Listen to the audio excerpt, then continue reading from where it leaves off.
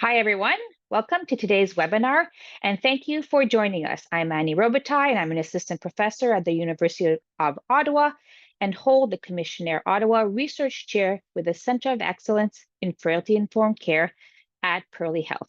Today's presentation is entitled Citizen Scientists Unite, Collaborative Research with Persons Living with Dementia and Their Care Partners. Following today's presentation, there will be some time for questions. You can ask your questions by writing them in the Q&A box at the bottom of your screen. We will do our best to go through all of your questions. We also ask that you take a minute at the end of the webinar to complete a short survey that will appear on your screen when you exit the webinar. Today's webinar will be recorded and will be made available shortly after the webinar on the Pearly Health Center of Excellence website. It is my pleasure to introduce someone that I have the pleasure to work closely with, Dr. Kimberly Carla Campbell, currently a research associate at Pearly Health. She has an expansive career in research and policy spanning over a decade. She recently wrapped up her postdoctoral fellowship at U Ottawa's Interdisciplinary School of Health Science. Kimberly's global footprint includes work in regions such as the Caribbean, Australia, Switzerland, and Canada. Her primary focus lies in promoting age and dementia inclusive communities and advancing dementia risk reduction strategies. She has held roles at institutions such as the World Health Organization, the University of the West Indies, the Caribbean Public Health Agency, and the Caribbean Food and Nutrition Institute.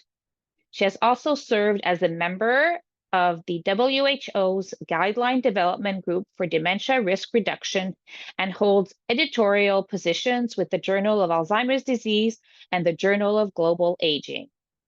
Please welcome Dr. Kimberly Campbell. Thank you so much for that, Annie. And thanks everyone for attending the webinar today. I must say that it feels like I'm at home. I feel quite relaxed. And I suppose technically it's because those of you who are associated with Pearly Health may know that I work here within the Center of Excellence in Frailty-Informed Care as a research associate. But today, however, while I'd love to talk about the work at Pearly, I'll be sharing with you some work that I conducted while I was a postdoctoral fellow at the University of Ottawa within the Interdisciplinary School of Health Sciences. And I took on that role last year. So I'll be presenting to you the work that I did last year.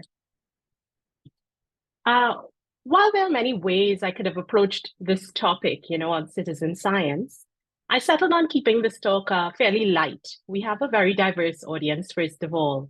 And I want everyone to appreciate that anyone can be a citizen scientist. And perhaps some of you already are.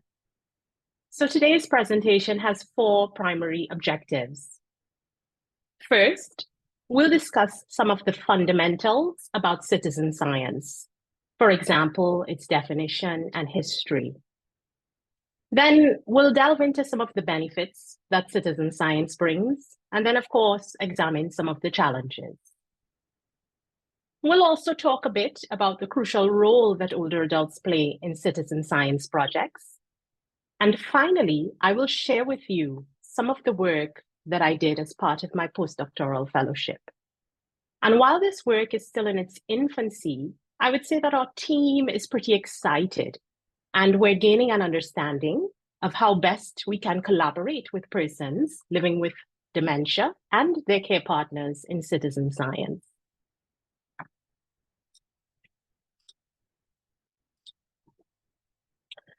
So I think when we look at defining citizen science, the first thing we must appreciate is that the dynamics between the scientific community and society, they have shifted.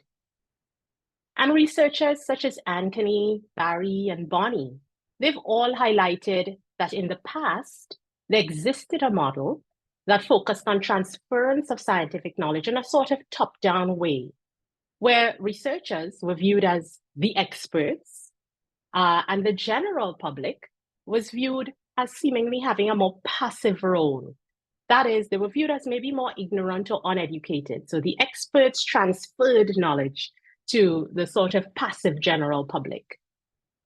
And there is, of course, inherent issues that exist within this type of model, as it discounts the lived and living experiences of the general public. But researchers such as Karen Cooper and Barry and others, and Karen Cooper here, I say, is a professor at North Carolina State University. She speaks about the fact that kids, for example, who like playing sports are not always expected to become athletes. But for some reason, kids who like science are often told that they should become scientists.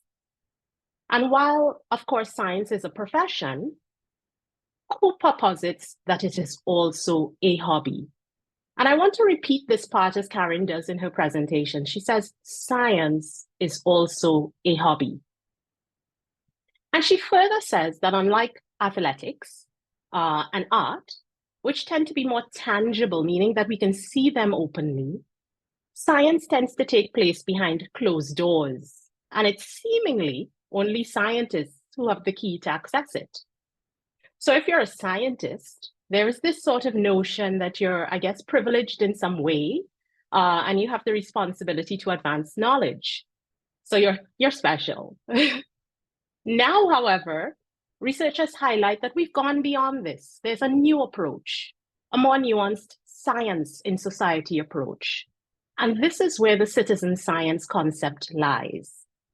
So this means that the scientist is no longer holding the key to this fictional door, as Cooper says.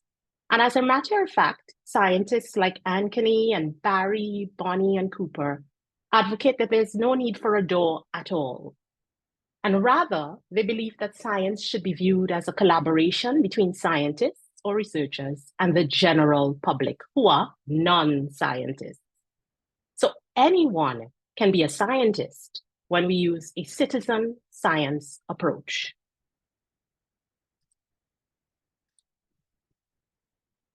Now, one crucial concept, and I suppose the core of what citizen science is built on, is the collaboration between researchers and volunteers. And in the last few years, we have definitely witnessed a remarkable shift where volunteers are now actively participating in tasks that were once done only by scientists. So this marks a sort of departure from traditional top-down models to more collaborative models. So we're seeing this collaborative partnership develop, and it's not only about what experts or what scientists know, but it's also about collaborating to reshape the landscape of scientific exploration. And I like this quote here by Albert Einstein. He says, "Science is a wonderful thing if one does not have to earn one's living at it." And this is what citizen scientists do. You know, a lot of them will be quite enthusiastic and they're so keen. And you will see this unfold as I share more and more with you in this presentation. So I want to share some examples of citizen science so you start to visualize it. Okay, and in this first example, I want to say that I am not affiliated with this Cornell University group, but I must say that they've done an excellent job at producing a video that explains their citizen science approach and its benefits. So take a look.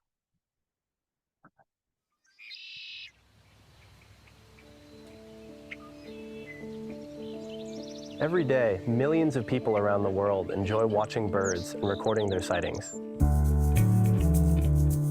What if there were a way to take all of these observations, yours, ours, everyone's, and put them all in one place? If we could do this, we would fundamentally transform not just birding, but science and conservation. From this idea emerged eBird. Put simply, eBird is a way for anyone around the world to store their birding observations, their photos, their sound recordings, and make them available to educators, scientists, and birders. It's incredibly easy to use, and it's incredibly powerful. All you do is let us know where you went birding, when, how far you traveled, and what you saw. It's powerful because hundreds of thousands of people all around the world are doing it, and it's growing. eBird already safeguards 500 million sightings. Information that allows all of us to understand the movements and needs of birds at global scales. eBird maintains your lists for you and shares them with other birders from around the world. By sharing, it's now possible for anyone, anywhere, to find your target birds and the best birding hotspots any time of the year. Before eBird, there was no way to comprehensively understand population-level movements of many species. By combining your sightings with remote-sensed habitat data from NASA, we're able to generate species distribution models that provide an unparalleled view of where and when birds are in the landscape. Scientists and students all over the world are now able to use eBird datasets for their research at a variety of spatial scales. These observations help inform better conservation strategies, opening the door to the future of bird conservation. And this is just the beginning. With the help of millions of people who come to eBird each year, we are creating a free, open access system that is easy to use, fun, and rewarding. Rewarding for birders, for scientists, for conservationists, and ultimately the birds themselves. Go to ebird.org or... Okay, so that's the first example, eBird. I hope that this video sort of allowed your mind to expand to think of what may be even possible in the public health space when we think about citizen science. But I'm going to share with you a second example as well. NASA. I think most of us here know NASA. Even NASA is involved in citizen science projects. And what's more is that NASA provides certificates to its citizen scientists in recognition of the work that they do to contribute to discoveries. So there are citizen scientists. Once you own a smartphone, and most of us do, you can be a citizen scientist. This is where the crux of it all lies. So there are many, thousands and thousands of people who are assisting NASA with cloud spotting on Mars, who are looking for signs of alien life, for example. But there are many, many projects on the NASA website that you can scroll through and see which one appeals to you best. And I put in bold here that more than 410 NASA citizen scientists have been named as co-authors on refereed scientific publications. And I put this in bold because to a scientist or researcher, those scientific publications are like gold. So the idea now that citizen scientists have the opportunity to feature on publications is huge. And we have to start looking at how we acknowledge our citizen scientists. And I'll speak about this a bit more later on. I'll provide here a third example. Now, the examples I've looked at before, or I've presented to you before, were more so in the biology and ecology space. But what about social science and public health? Well, here, I'll share a project that was conducted by Dr. Helen Barry, who is one of our collaborators, and who was able to spend some time visiting our group at the Life Research Institute at the University of Ottawa last year. Now, Helen is based at the University of South Australia, and in 2019, her team published the results of a pilot project where older adult citizen scientists co-created and trialed a smartphone audit tool, recording and auditing public green spaces in their neighborhoods. And it was this project that led to further discussions about what our group was keen to develop. And I'll share a bit more about that. But in terms of Helen's project, the audit tool allowed citizen scientists to record their real-time experiences and perceptions of the environment in which they lived as they went about their daily lives, doing what they usually do. And what she and her team found was that older adult scientists were actually keen to use their smartphones to do the audit, and they demonstrated high comfort levels with technology. And while they were trained to become citizen scientists, I think certainly they must have been floored with the high volume of audits that these citizen scientists were able to do. Because with just 15 participants, they were able to audit 264 neighborhood parks over a 3-month period. And this is something where we as scientists have to acknowledge we're not able to do that with our small groups. Certainly, the use of citizen science propelled this study in a way that none of us could have imagined.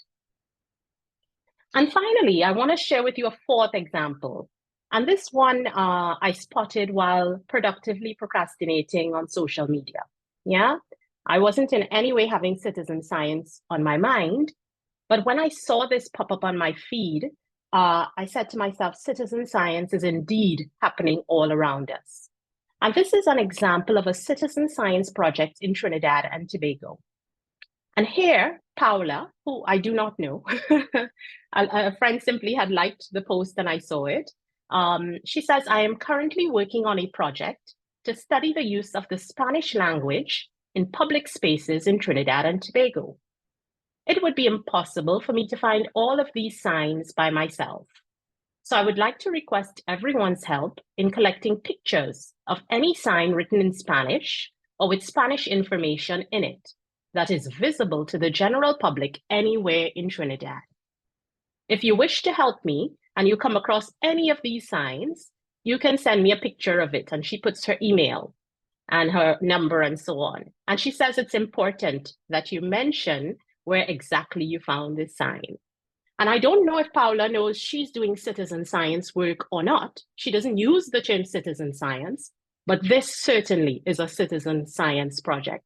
So it's happening all around us in all parts of the world, whether we use the term citizen science or not.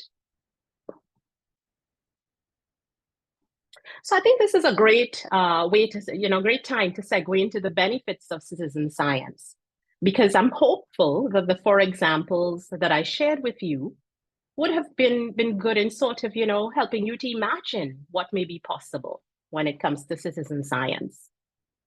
And of course, the first one definitely is increased data collection and analysis. This makes most researchers quite happy. We love the data, right? But by involving a broader participant base, citizen science allows for the collection of vast amounts of data that, again, I stress would be impossible for us to collect with small research groups. The second thing is community engagement and empowerment.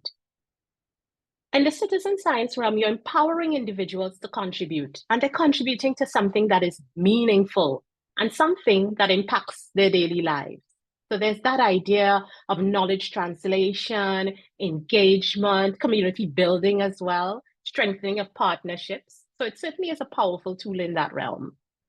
And finally, what I would like to touch on is the democratization of scientific research. And this is what we have been speaking of all along.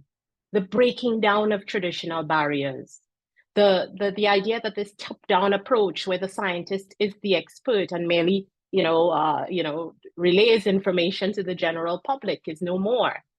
And now what we have is more of a collaboration, the promotion of inclusivity and diversity, and a sense of ownership and collaboration as well among community members. So these are just a few of the obvious benefits of citizen science, but of course there are many others. But I want to stress that as with all things, there are also challenges. And some of the challenges that exist, of course, are along the idea of ensuring data quality and reliability. So when you have many contributors to any study, maintaining data quality can be a challenge. But research actually shows that once citizen scientists are trained, the quality of the data is quite on par with with the data that is collected by research teams. So the training here becomes the important part. Ethical considerations abound as well, especially concerning things like privacy, consent, and the use of data. And I stress also when working with populations that have medical conditions, that have dementia, this certainly comes up as well. But there are also ethical concerns as it relates to the use of visual and sound recordings as well.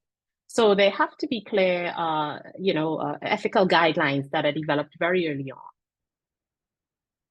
The other thing that I want to talk about is balancing engagement and scientific rigor.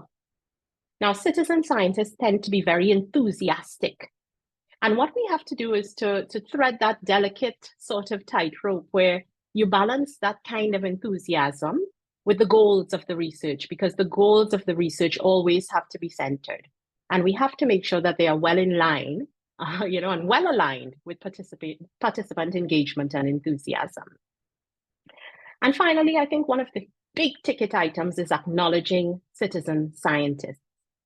As scientists, the systems that we use, they do not always inherently support proper acknowledgement of citizen scientists.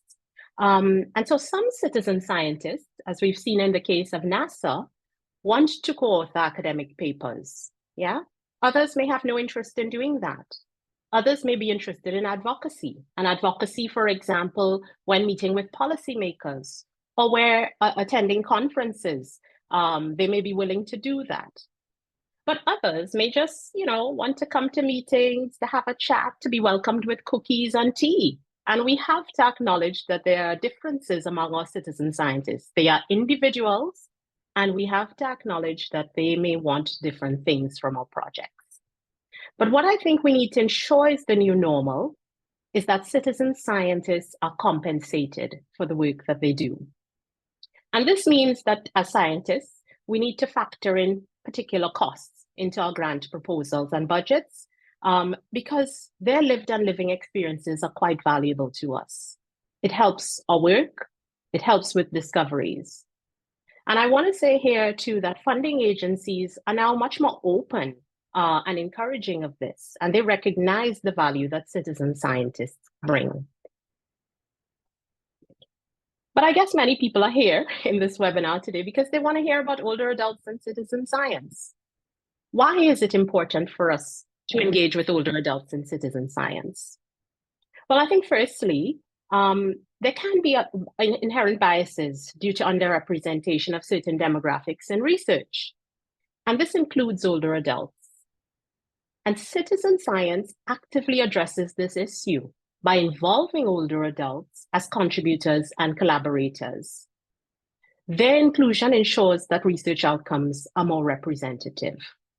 So for example, if we were to consider a research study that focused on the impact of air quality, if older adults were not actively involved in data collection, then there's a risk that we overlook some of the health concerns specific to this group.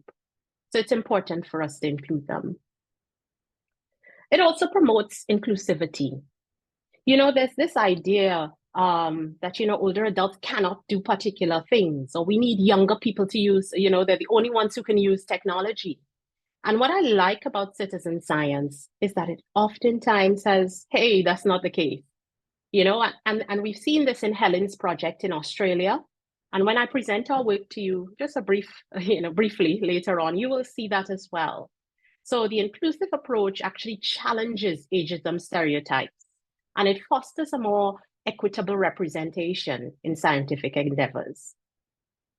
The last one I want to look at here is the promotion of lifelong learning and well-being, because this is so important for older adults. The idea that it allows you to stay intellectually active and maintain a sense of purpose. Think of the bird watching example for instance, where many older adults are quite involved in this eBird project.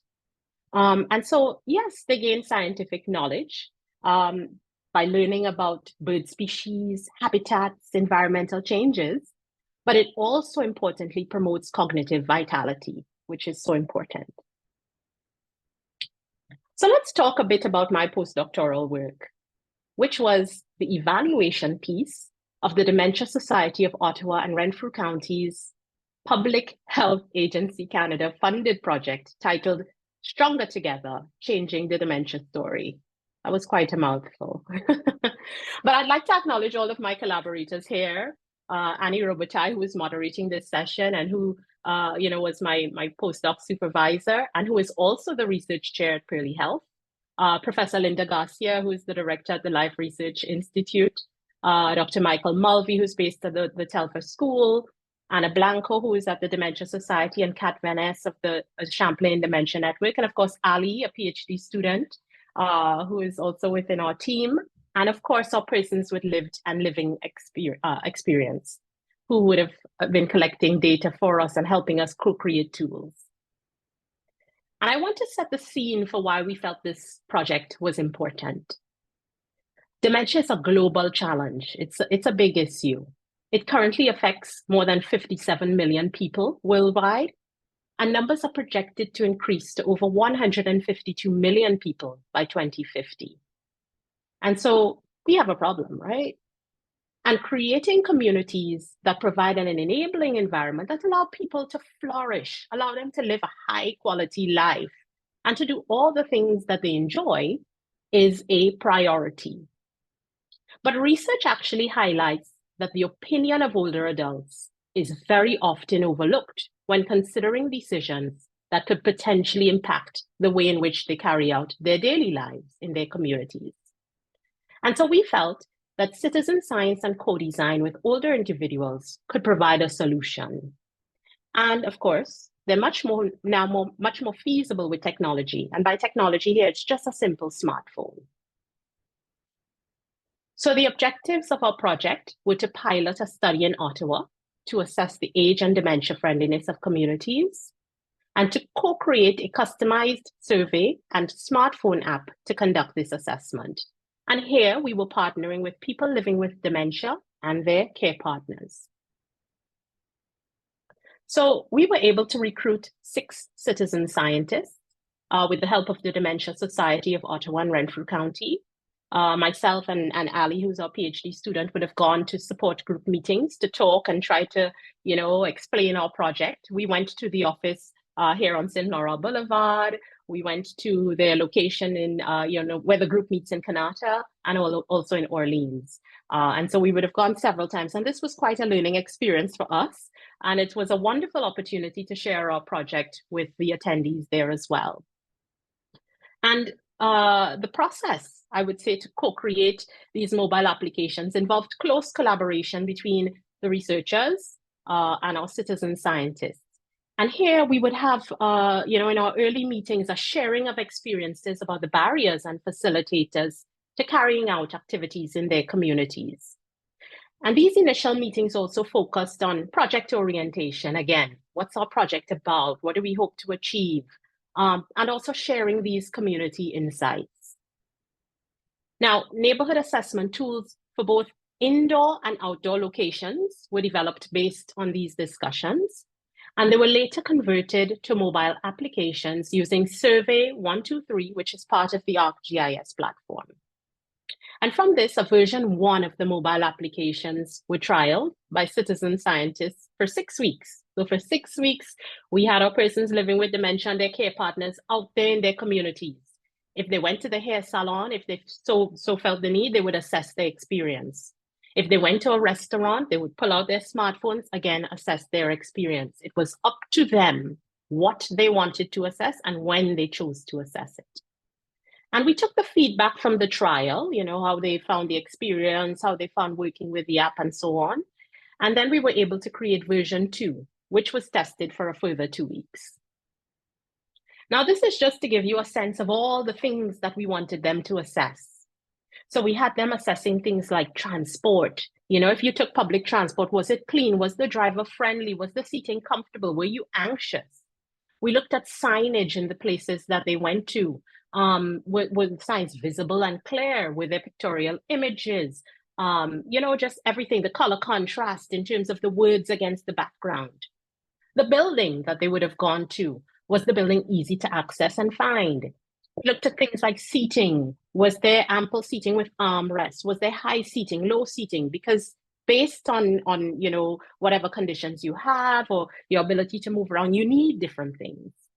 We looked at noise and distraction. We even looked at how did the atmosphere make you feel? Did you feel relaxed? Did you feel happy? What kind of atmosphere did it evoke? And finally, this one where we assessed also the interpersonal communication with service providers. And we found that this one was important. After our initial discussions with our citizen scientists, this came up as one that we needed to really assess.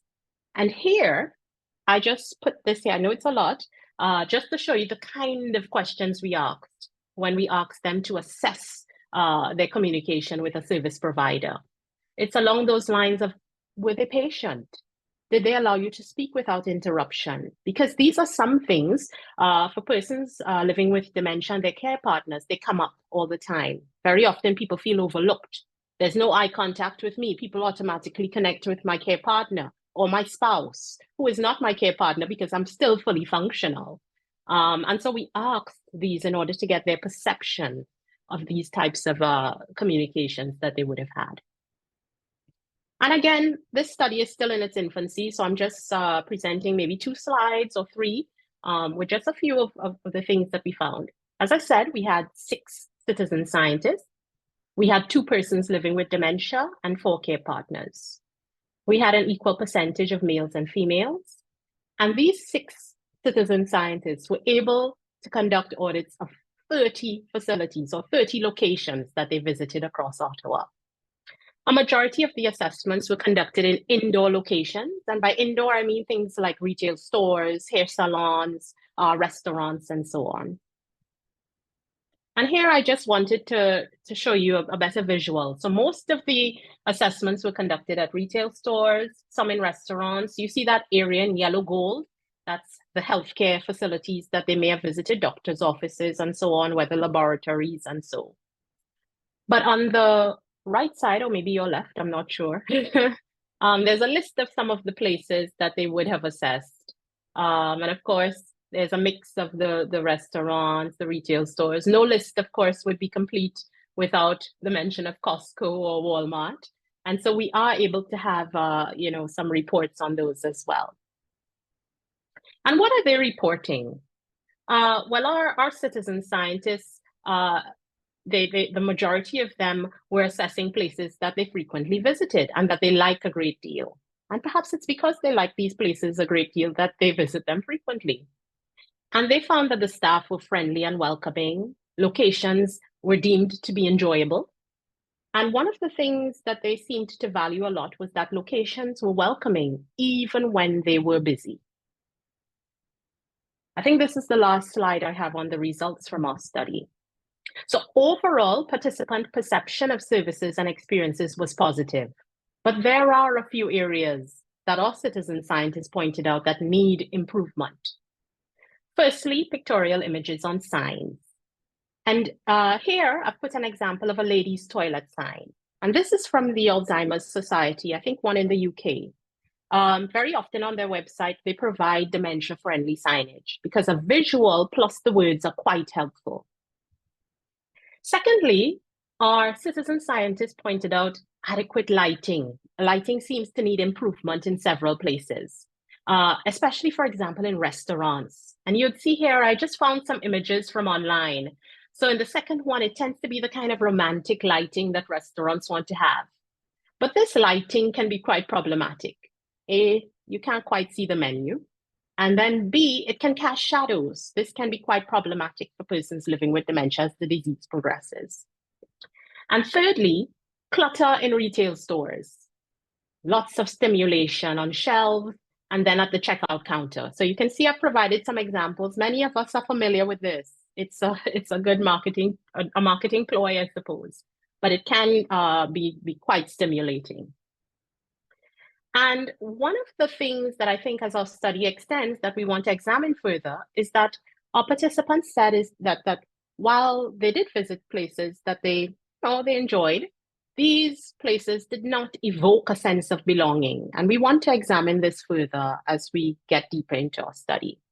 And so based on our co-creation experience, we believe that our research process highlights the potential for citizen science in understanding and improving the lives of those living with dementia and their care partners. And it shows that it is feasible to co-create with persons impacted by the disease. Now, finally, I want to touch on where do we go from here. So we're still recruiting participants for our study. So if there are any attendees who live in Ottawa and interested, please reach out to us. And I also want to indicate that we also have a PhD student, Ali Chiarelli, whose thesis focuses on the dementia friendliness of travel, air travel. And this is of huge interest here because when you think of airline travel, it's challenging for most of us. The announcements that never seem to be clear, the sometimes harsh lights, language barriers, screens that present tons of information in not the most user-friendly way. I can go on and on, but this is just one other area of research that our team is interested in.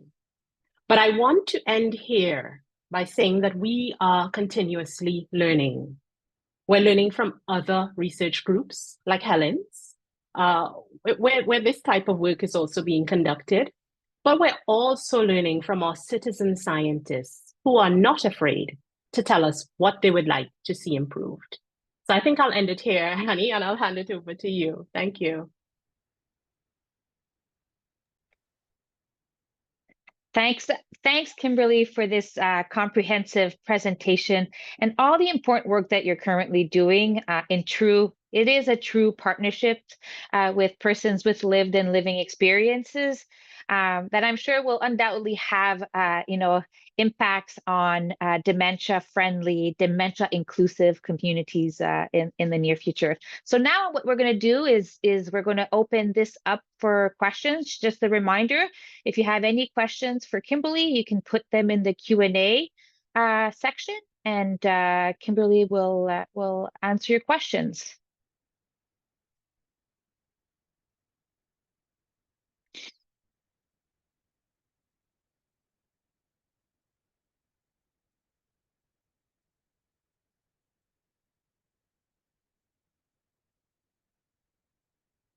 So there's no questions yet. So maybe Kimberly, I know the project quite well, but I'd love to hear about more about the next steps and what you think, what we can do to expand on the app, or what do you think we could do with, what are the implications of your findings and the next steps that you'd like to see?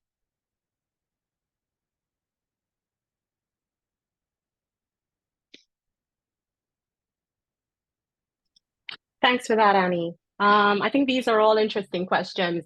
And I think where I want to start is by saying, again, reiterating that we learn as we go. When our team met at first, the things that we thought we knew quite well, we had to let go of those. For example, I remember in one of our initial meetings, Linda was there, and Linda is always very thought-provoking. And I was saying, I don't think this could be done. I feel it might be too challenging. And Linda was like, let's try it, and then we will see. And because we tend to place limits on persons who we think have cognitive issues, we go, I don't think this might be possible, and then you're floored. The enthusiasm that our citizen scientists had, the excitement that Ali and I would have witnessed when they're able to download something, they just have it on their home screen and they're able to utilize it. I think it certainly helped us to shift the way we think. We have to think now of people being capable and not incapable. So it's a sort of flipping of the script.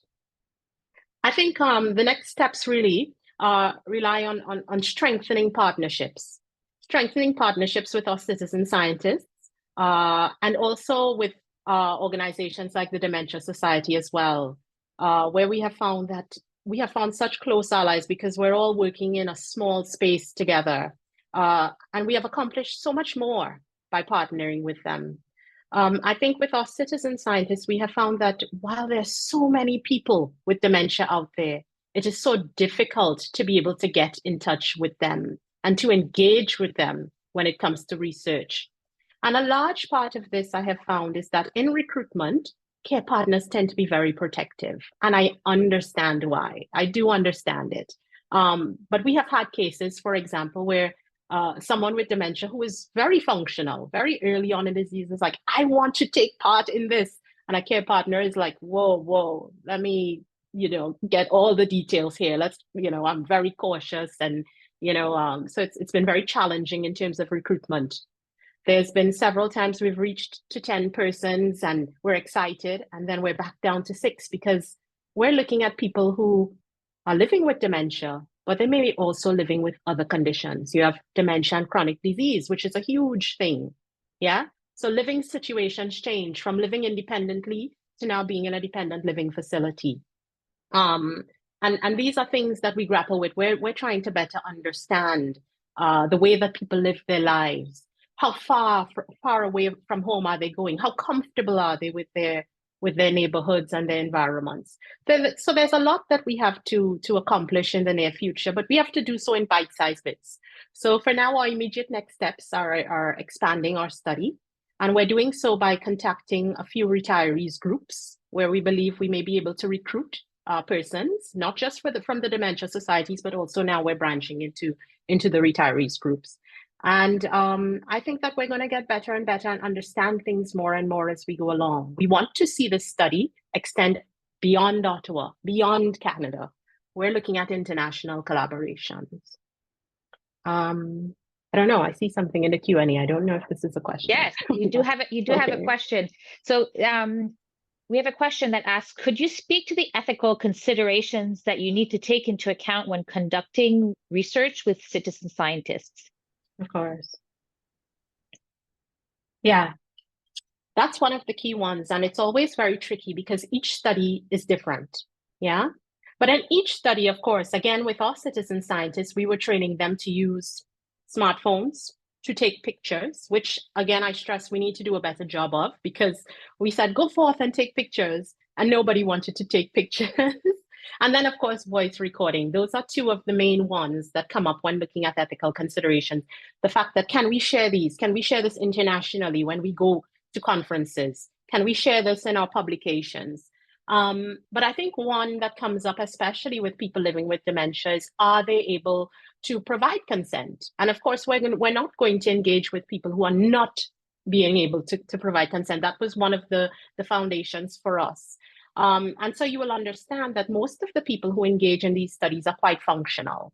And if they are not able to function in that way, their care partner is going to be the one who is engaging in the research. So I think that that's one of the things that it comes down to in ethics. We want to be sure that our participants are able to understand what they're doing, understand the implications, understand what we intend to share, how we intend to share it, and so on.